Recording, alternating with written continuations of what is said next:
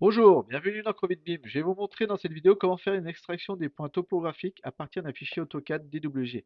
Donc là, j'ai une ancienne parcelle faite par un géomètre avec les différents points topo, donc en altimétrie en coordonnées, donc avec l'ensemble des points ici, et j'ai une position là d'une borne. Donc si je clique dessus sur mon bloc ici, je me retrouve avec un bloc qui s'appelle non TN.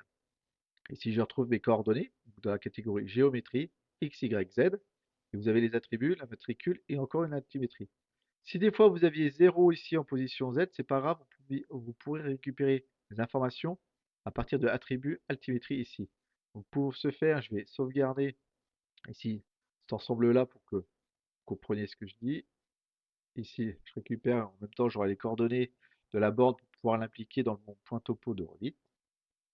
Donc ici, pour précision, donc le Y il est dans ce sens-là, donc j'ai bien mon nord ici. On vérifiera bien que la parcelle s'oriente pareil sous Revit. Donc je vais aller dans Insérer, extraire des données. Là, vous faites suivant. Donc moi j'ai créé une extraction coordonnées dans mon fichier projet. Donc là je l'ai appelé coordonnées topo. Je fais suivant. Ici je vais tout décocher et je vais garder ce que je vous disais, les blocs ils s'appelaient TN. Alors ça peut arriver que ça soit TC point pour certains. Il faut bien vérifier au point topo dans quel nom ils sont mis.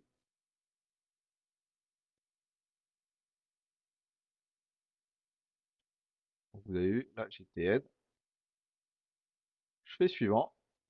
Et si ici, ce que je vous avais montré tout à l'heure, on retrouve ici, donc je peux pas superposer, attendez, hop, je vais mettre ça là,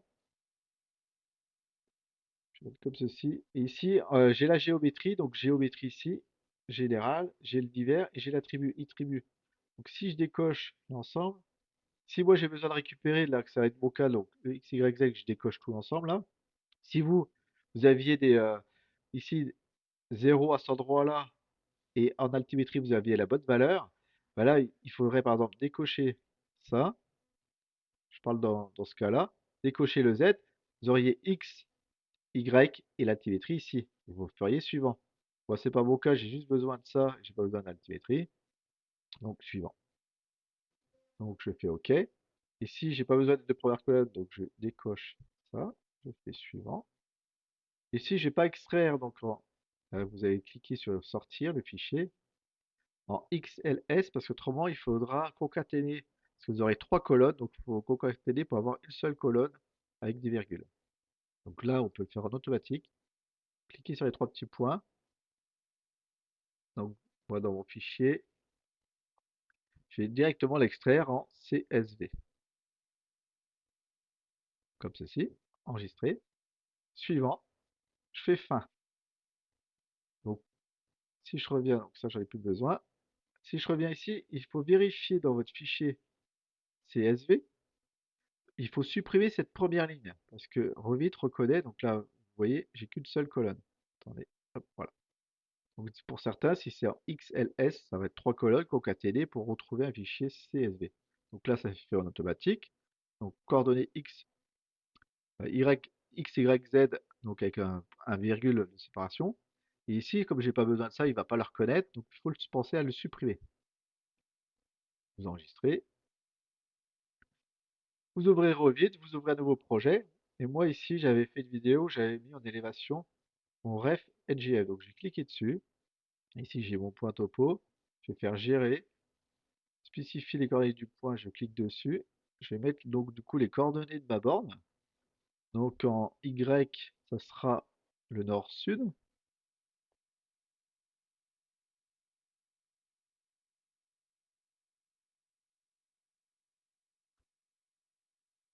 En X, donc Est-Ouest.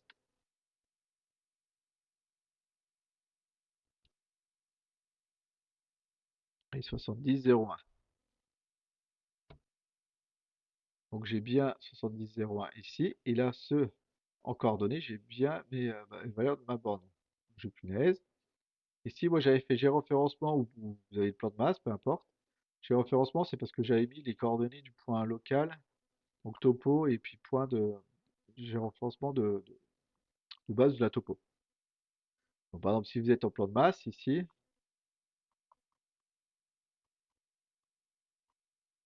comme ceci, donc là, je vais insérer, donc pour insérer mes points que j'ai extraits depuis le fichier AutoCAD, je vais aller dans volume et site, solide topo, créer à partir d'une importation, créer, donc là, vous sélectionnez le niveau 0 et je sélectionne, par exemple, générique, de l'herbe, enfin, vous faites ce que vous voulez en termes de terrain de solide topo, ce que vous avez besoin. Ici, je vais faire créer à partir d'un fichier CSV. Donc, je vais chercher mon fichier CSV. Donc là, suivant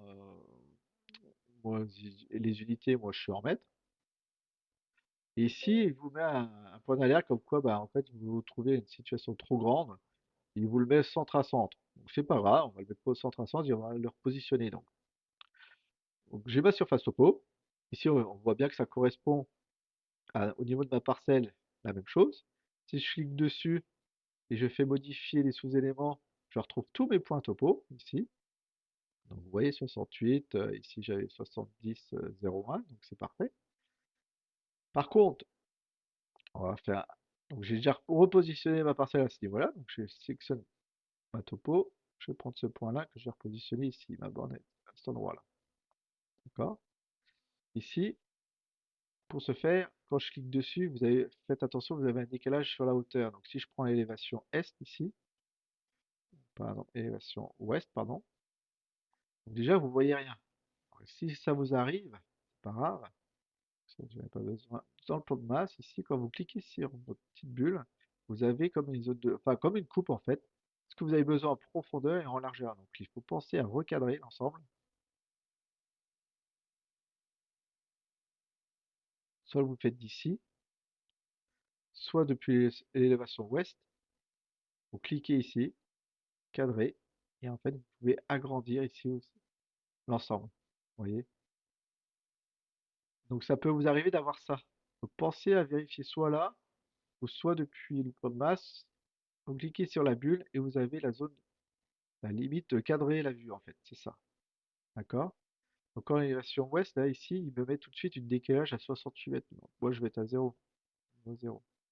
Je le repositionne sur mon plan de masse. Donc là il faut faire la même chose pour l'ensemble. Donc vous pouvez décaler les petites bulles là, et si ça vous arrive ça, de ne pas pouvoir. Mais je vais vous montrer comment on fait. Donc là, je fais bouton gauche. Par exemple, je vais mettre ça comme ceci. Donc ici, si je repositionne, là, j'ai bien les petites bulles. Donc là, c'est parfait pour pouvoir modifier ici comme ceci. Ensuite, les dernières, je vais positionner là. Donc là, j'élargis. Un zone de cadrage. En profondeur aussi. Donc là, si ça vous arrive d'avoir ça et vous ne pouvez pas modifier, en fait, ici, il faut, en fait, sur les autres, si vous avez cadré la vue, c'est coché. Donc en fait, il faut cocher ici. Et là, vous pourrez remodifier l'ensemble. Donc aucune délimitation. Si vous regardez sur l'autre, j'ai délimitation sans ligne. Donc il faut remettre la même chose. Délimitation sans ligne. Vous retrouvez. Donc voilà, ça peut vous arriver. Donc c'est une petite astuce. Donc là, j'ai ma topo ici, comme vous voyez. Ensuite, le mieux, c'est des fois, c'est d'enregistrer votre fichier donc, pour qu'il soit indépendant et vous l'importiez dans votre projet en faisant insérer lien Revit et puis là, vous allez chercher votre projet. Et là, vous qui travaillez comme ça, ou après, ben, vous travaillez avec votre topo, si c'est pas trop lourd, et puis vous insérez après votre maison, votre lotissement, etc. Voilà, je vous remercie d'avoir suivi Crevit. Pensez à vous abonner et je vous dis à bientôt. Au revoir.